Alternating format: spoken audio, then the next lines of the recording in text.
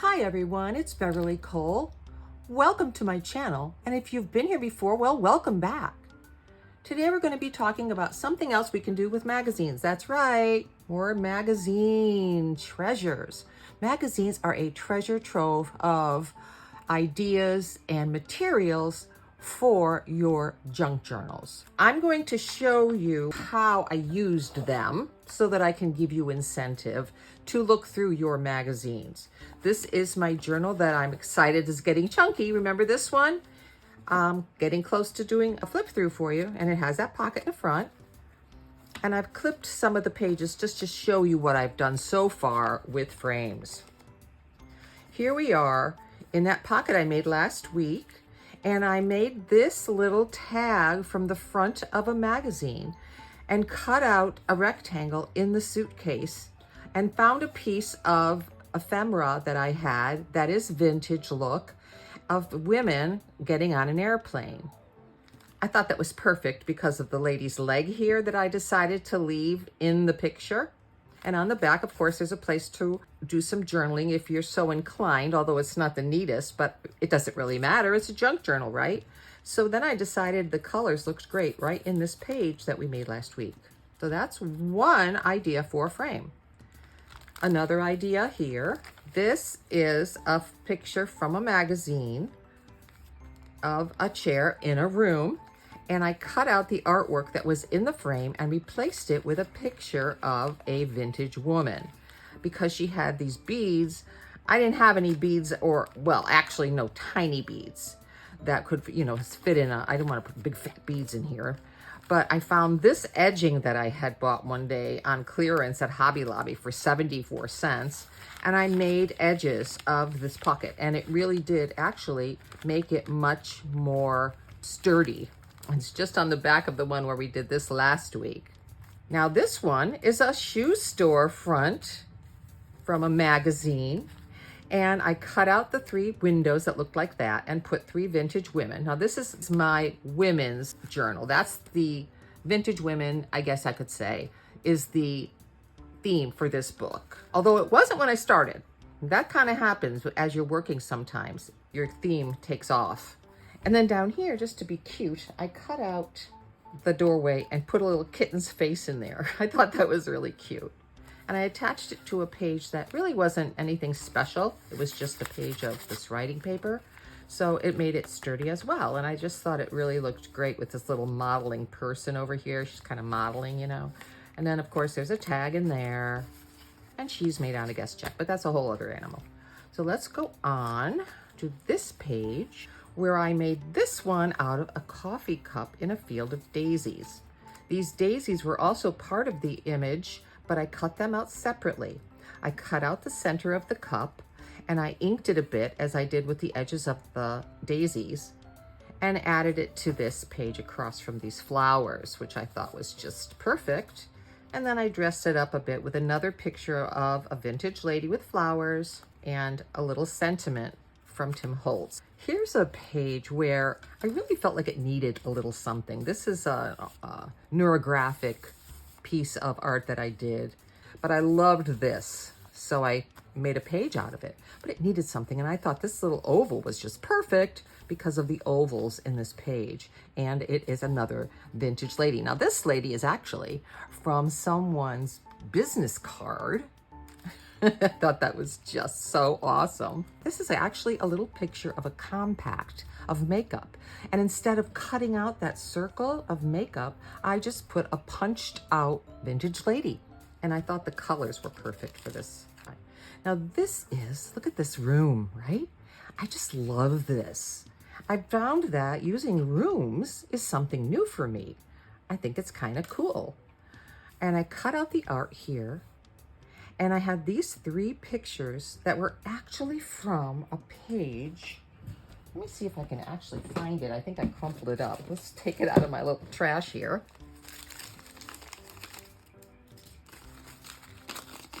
Here it is. It was actually a picture of chairs. And I cut out the part down here and made these abstracts. So to balance the page, I put 2 of those little abstracts and 1 here. So isn't that cool? I love it. I love it. Now this magazine I've had since 2015 and I've been coveting it. I love this magazine. Do you have any magazines like that that you love and just can't get rid of? Well, I finally decided to open it up and see what I could do with some of it. But whatever's left, I'm keeping this magazine because wait till you see the colors. It's just a fabulous magazine. It really, really is. Look at the colors. Here is a lampshade. Now you could cut this page any way you wanted, but look how obviously this is a place to put something. I mean, it's a rectangle. It's white. It's perfect. So that's a good one to use. I wanted to show you this one because I don't consider this a really good one to use. Of course, you could cut the entire thing out and cut these out, but I don't see much interest here. And the frames are just plain white.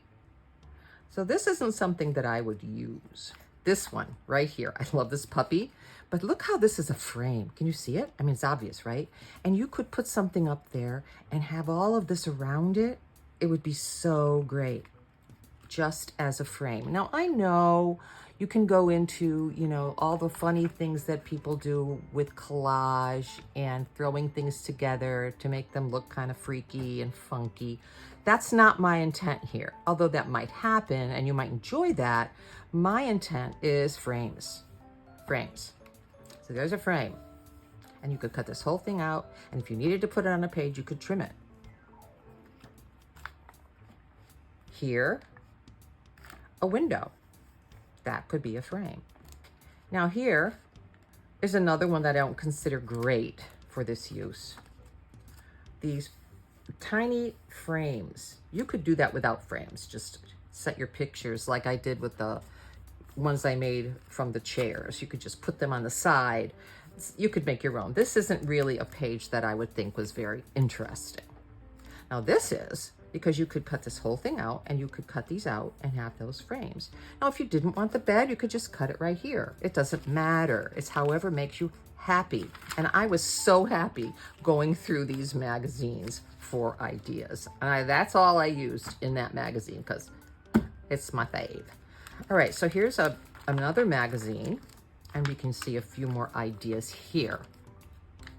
This soul sign you could leave and cut out this, and that would be great for like my art journal or anything that perhaps you have a picture of something that you sold, or not even, just whatever you'd like to do with it. But I have pictures of art that I have sold, and this would just be perfect for that. Here we have another. This is something you could use. And remember, we looked at this in the last video, using that as the deckled edge. So in the last video, we used this. I showed you how you could match that up with this edge. Well, now I'm talking about this. So now we're talking about another piece of the page. You could cut all that out, cut out this cookie, and put something in there. Have fun. Now, this one really is comical. And I'm going to use this one to show you what we can do. Okay. Oh, there's my natural deckled torn edge. And we're going to use this frame because I want to show you how I do that. Before we do that though, let me just flip through here a little bit longer and show you a couple more ideas. Now with this one here, you could cut this out and you could cut out just this or both, or lay something over it if you don't feel like it would be easy to cut.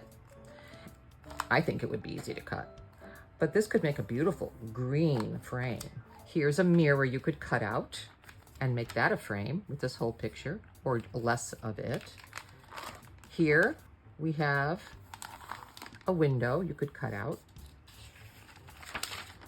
And here, a piece of art that you could cut out. So you can see, whoops, one more. Ah, yeah, this one's nice. You could use one of these rulers for a minute. You could cut this out and use this whole thing here, or even cut around these flowers and make it say to the max, and then put your awesome piece of artwork or whatever you want to put in there, a picture of you with someone else, vintage pictures, anything to make that a beautiful frame. And this is the last page. Of course, you could do that here as well. And of course, you could do that here. There's so many things you can do. So many things. So I'm going to show you with this how we will do it, and then I'm going to share with you a few that I've already cut out and how I use them. Now this one is very large for a journal. I mean, here's my journal, okay? Here's my journal page. And to put this picture here, it's gonna be too wide for one thing. And of course I don't want that kitty cat.